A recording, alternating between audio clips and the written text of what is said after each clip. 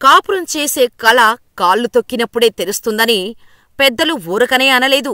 ఆ సూక్తి ఇప్పుడు TDP, BJP, Janasena కూటమి నిర్వహించిన మొదటి సభతో నిజమని తెలుస్తోంది.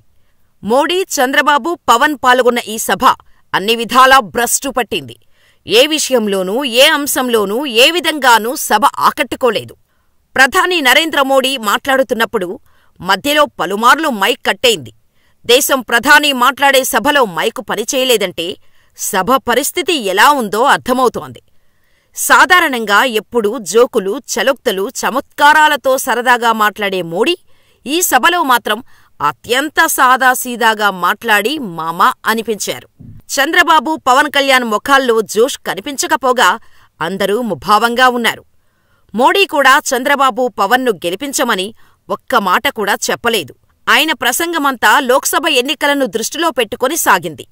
కేంద్రంలో తమకు 400 సీట్లు ఇవ్వండి అని కోరారు తప్ప చంద్రబాబు గురించి ఏమీ చెప్పకపోవటం టీడీపీ, జనసేన శ్రేణులను పూర్తిగా నిస్తేజంలో ముంచేసింది. కూటమికి ఎక్కడాలేని జోష్ తెస్తుందని ఆశించిన చంద్రబాబు ఆశలపై చిలకలూరిపేట సభ నీళ్లు చల్లింది.